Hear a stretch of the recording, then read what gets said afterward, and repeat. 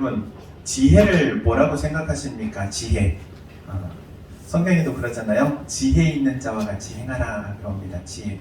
도대체 지혜가 무엇일까요? 성경은 지혜는 나 자신을 돌아보는 것으로부터 시작한다고 말씀하세요. 누구를 돌아보는 것부터? 나 자신을 돌아보는 것으로부터 지혜가 시작된대요. 나를 돌아보면 나의 부족한 부분들이 보입니다. 불완전한 모습들이 보이죠. 죄악된 내 모습, 하나님 앞에 나아갈 수 없는 부족한 내 모습들이 보이는 거예요.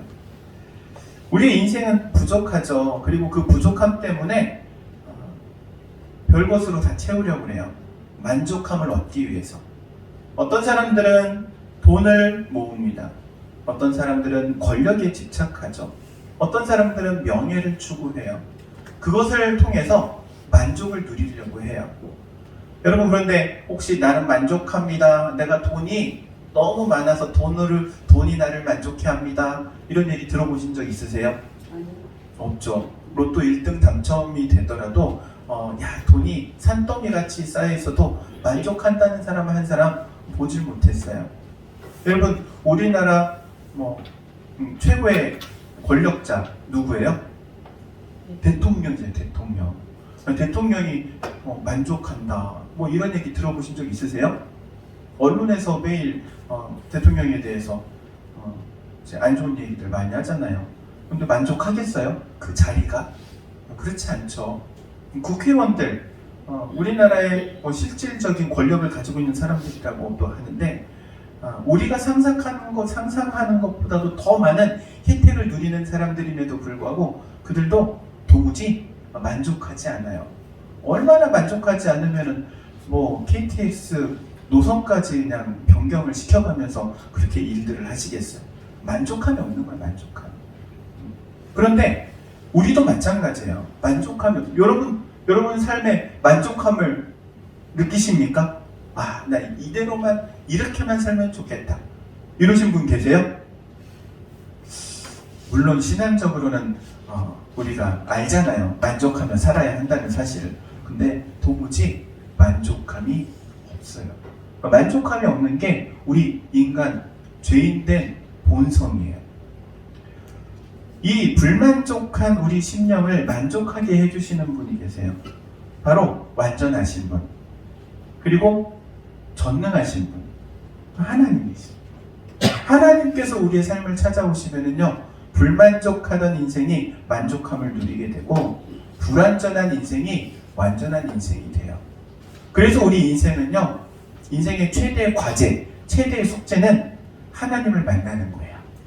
하나님을 만나야 그 안에 있는 만족함과 완전함과 평안함을 누릴 수 있기 때문에 그렇습니다. 인생의 불완전함을 가장 크게 느낄 때가 있는데, 그것은 바로 죽음을 앞에 뒀을 때라고 해요. 죽음을 앞에 뒀을 때.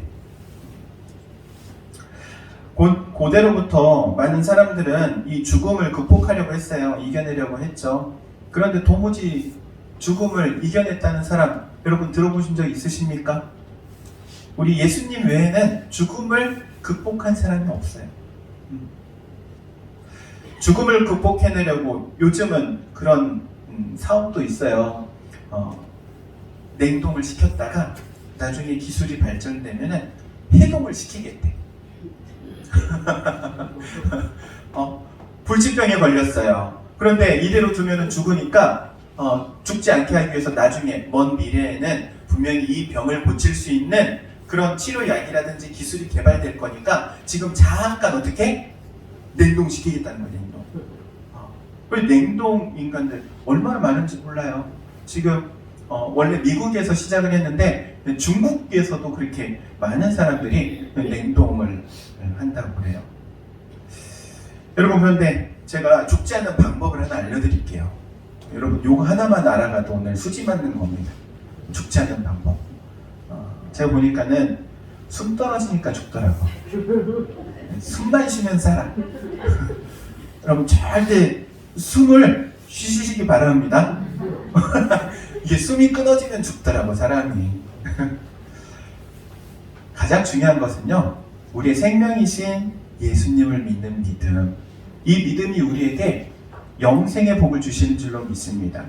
모든 죄를 용서해 주시는 그 십자가의 사랑, 십자가의 은혜가 우리에게 생명을 주시는데, 이 땅에서의 생명뿐만 아니라 저 천국에서의 생명까지도 주시는 거예요. 그래서 예수 믿는 게 귀한 거예요. 이 믿음 흔들리지 않기를 주의 이름으로 권면합니다. 그래서 우린 이렇게 말해요. 예수 생명, 내 생명. 예수 권세, 내 권세. 예수 부활, 내 부활. 여러분, 죽음 앞에 있을 때는 사람이 참 약해져요. 얼마나 약해지는지 알 수 없습니다. 오늘 본문에 보면 히스기야도 그래요. 히스기야가 지금 아파가지고 누워있는 상황이죠. 그런데 이 히스기야에게 선지자 이사야가 찾아옵니다. 선지자 이사야가 찾아와가지고 하는 말이 아주 간단해요. 야, 너 이제 죽을 거니까 정리해라. 죽음을 준비해라. 그럽니다. 죽을 때가 되었으니까는 유언도 남기고 너 왕좌도 이제 물려줘야 되는데 아들 선택해가지고 왕자도 주고 아무튼 너 정리해. 이제 죽을 거야. 이 이야기를 듣는 거예요.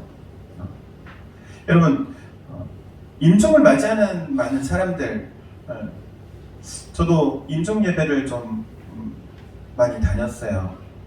그런데 이제 제가 경험한 이야기는 아니고 어떤 목사님의 이야기예요. 이 목사님도 임종 예배를 많이 다녔는데 한 집에서 또 이렇게 우리 아버님이 돌아가시려고 하는데 좀 임종 예배 좀 드려주십시오. 그런데 저희 아버님 평생 예수를 안 믿었어요. 복음도 좀 전해주세요. 그래가지고 이제 찾아가셨대요. 찾아가가지고 이제 이 아버님에게 복음을 전했대요. 아버님, 예수님을 믿으면 모든 죄를 용서받고 하나님의 자녀가 돼서 천국에 들어갑니다. 예수님을 마음으로 모시세요. 영접하세요. 믿으세요. 아버님 좋은 곳 가셔야죠. 그러니까는 이분이 그러더래요. 안 가! 안 가! 그러고 돌아가셨대요. 안 가! 그러고 돌아가셨대요. 얼마나 안타까운 일이에요. 저도 그 얘기 들으면서 참 안타까운 일이다. 여러분, 임종 예배는요, 많은 분들이 이제 죽음을 앞에 두고 이제 예배를 드려달라고 해요. 의식 없는 상황에서 예배 드려달라고 하는데, 저는 이제 전에 생각하는 교회에서는 그랬어요. 의식이 있을 때 임종 예배를 드렸으면 좋겠습니다. 그래서 마지막 인사도 나누시고 마지막 가시기 전에 가족들이 다 모여가지고 그렇게 인사 나누고 그리고 임종을 준비하는 게 좋겠습니다. 이런 이야기들을 했는데, 안수 집사님 한 분이 제 한 이야기를 귀담아 들으셨어요. 그래가지고 어머니 이제 호스피스 병동에 계시는데 임종 예배를 좀 드렸으면 좋겠습니다. 그런 거예요. 그때가 12월 달이었어요. 병원에 그래서 가게 됐어요. 병동 들어갔는데 어머님이 의사 표현하는 정도만, 의식은 계시고 말은 못 하시는데 의식은 계셔가지고 이렇게 제가 예수님 믿으시죠? 예수님께서 모든 죄를 용서해 주시는 거 믿으시죠? 예수님이 마음에 계시죠? 이제 오늘 돌아가셔도 천국에 계십니다. 그러니까 이 어머님이 이제 권사님이셨거든요. 고개를 끄덕끄덕하시고 그리고 나서 이제 자녀들에게 얘기했어요. 엄마에게 하지 못했던 이야기를 하라고. 그런데 다른 이야기보다도 세 가지 이야기를 꼭 하라고. 그 세 가지 이야기. 첫 번째, 사랑합니다. 두 번째, 감사합니다. 세 번째, 미안합니다. 이제 가족들하고 그렇게 인사를 다 하고 그때까지도 괜찮았어요. 의식도 있으시고 말로 표현만 못할 뿐이셨으니까. 그런데 그렇게 임종 예배를 8시, 9시 이때 드렸던 걸로 제가 기억해요. 예배 잘 드리고 가족들과 이제 시간 가지시라고 하고 저는 이제 들어왔죠. 그러고 나서 12시에 돌아가신 거예요. 아니, 그렇게 돌아가실 거라고 생각도 못했어요. 제가 봤을 때는 그래도 좀 많은 분들을 보내드린 경험으로는 한 달 정도는 계시지 않을까 그랬거든요. 근데 그냥 그러고 돌아가시더라고요. 여러분, 우리 인생은요, 죽음을 어떻게 준비하느냐 생각해야 돼요. 물론 우리 젊은 친구들은 죽음이 멀리 있을 것 같아요. 근데 안 그래요. 죽음은 나의 순으로 찾아오지 않아요. 순서가 없어. 태어나는 데는 순서가 있는데 가는 데는 순서가 없대요. 그래서 항상 죽음에 대해서 한번 생각해 보는 것, 그것으로부터 지혜가 시작하는 거예요. 여러분에게 누군가 와서 이제 곧 죽을 겁니다. 그러면 여러분 기분이 어떨 것 같아요? 오늘 밤을 넘기지 못할 것 같습니다. 이러면 어떨 것 같아요? 무슨 헛소리냐면서 베개 던지지 않겠어요?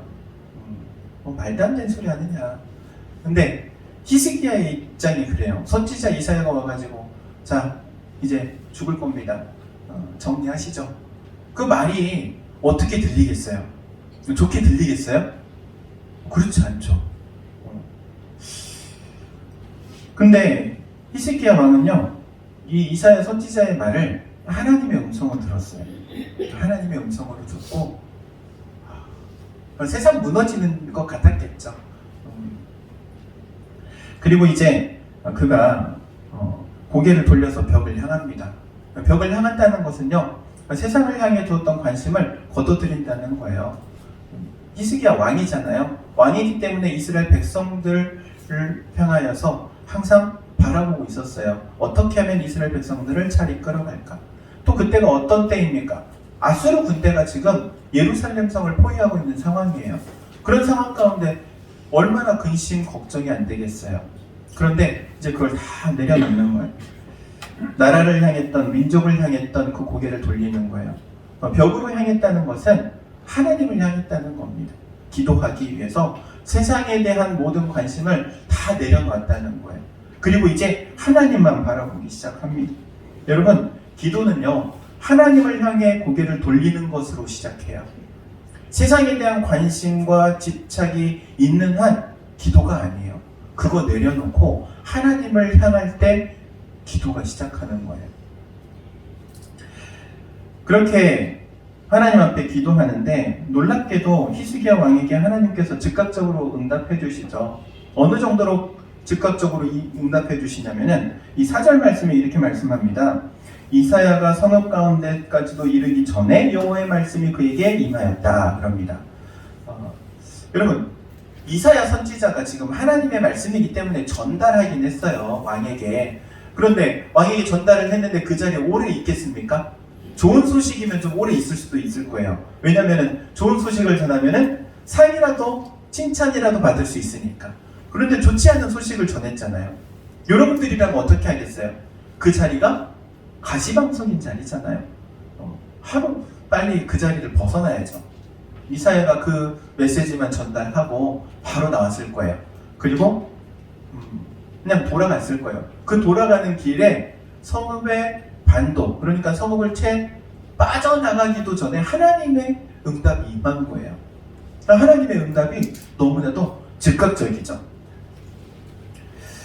그 응답, 어떻게 응답해 주십니까? 5절 하반절에 이렇게 말합니다. 내가 너를 낫게 하리라 그럽니다. 내가 너를 낫게 하리라. 너는 3일 만에 성전에 올라갈 거야.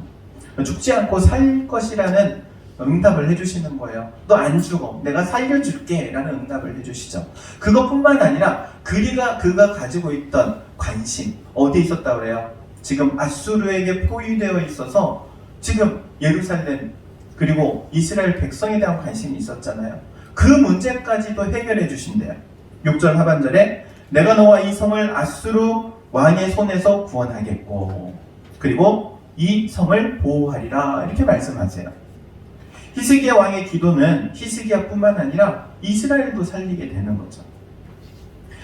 여기에서 우리는 알 수 있습니다. 한 사람, 한 개인의 기도는요, 개인의 문제뿐만 아니라 공동체의 문제도 그리고 사회의 문제도 나라와 민족의 문제까지도 해결해 줄 수 있는 능력이 있다.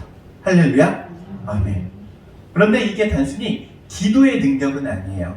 기도를 들으시는 하나님의 능력이에요. 전능하신 하나님, 능치 못할 일이 없으신 하나님께서 들으시고 응답하시면 이루지 못할 일이 없는 거예요. 그 하나님께 기도할 수 있는 여러분 되기를 주의 이름으로 축원드립니다. 하나님께서 그런데 응답하시는 이유가 있어요. 5절 말씀에 보면은 이렇게 응답하세요.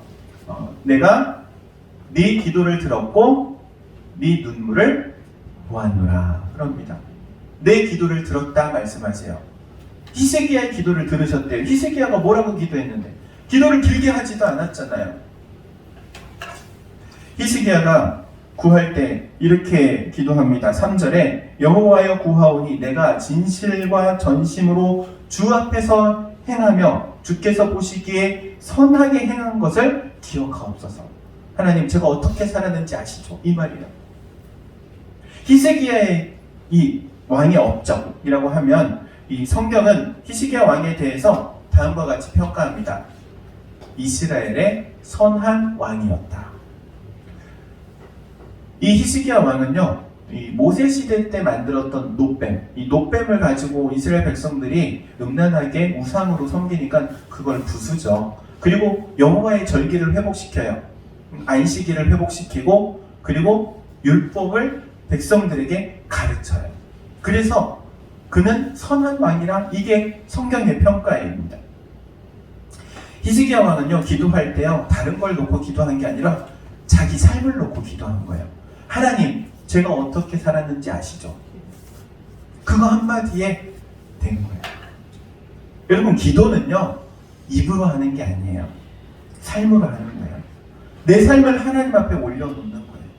그게 기도예요. 그러니까는 히스기야의 기도 짧잖아요. 주여, 나를 기억하옵소서. 한마디로. 그 한마디가 끝나기가 무섭게 하나님이 응답하시는 거예요. 하나님, 나를 기억하옵소서. 여러분의 삶의 무게가 여러분의 기도의 무게가 되는 거예요. 하나님께서 여러분의 삶의 무게를 달아보실 때 정말 저울추가 확 내려앉는 무게 있는 기도가 될 수 있기를 축원드립니다. 그리고 또한 내 눈물을 보았다 그럽니다. 내 눈물을 보았다. 히스기야 왕의 눈물을 보았다는 거예요. 그 눈물 한 방울에 있는 이 히스기야 심정, 100마디 1000마디 말로 표현할 수 없는 눈물 한 방울이에요. 남자는 뭐에 약하다고 그래요? 여자의 눈물에 약하대요. 남편이 억센 것 같으면 어떻게 이길 수 있어요? 울어. 울면 돼. 울면 이긴다. 하나님 앞에 마찬가지예요. 하나님 앞에 울면 하나님 그 눈물을 보시는 거예요. 내가 내 눈물을 보았다 말씀하시는 거예요. 1000마디 100마디 말보다도 한 방울의 눈물을 하나님께서 보시는 거예요. 예수님께서 말씀하시죠. 나를 위해서 울지 말고 너희 자녀들을 위해서 울라. 다윗은 고백합니다. 주의 눈물병에 내 눈물을 담으소서 그럽니다. 하나님은 우리의 눈물을 기억하시는 줄로 믿습니다. 울어야 돼, 울어야 돼. 그래서 하나님 앞에 우는 사람이 승리하는 사람이에요. 세상에서는 우는 사람을 실패하는 사람으로 보잖아요. 근데 하나님 앞에서는 우는 사람이 승리하는 사람이에요. 여러분 다 울 수 있기를 바랍니다. 오늘 일단 가기 전에 다 울고 가. 엉엉 울고 가. 하나님, 저를 기억해 주세요. 하나님이 기억하시면 그걸로 된 거예요.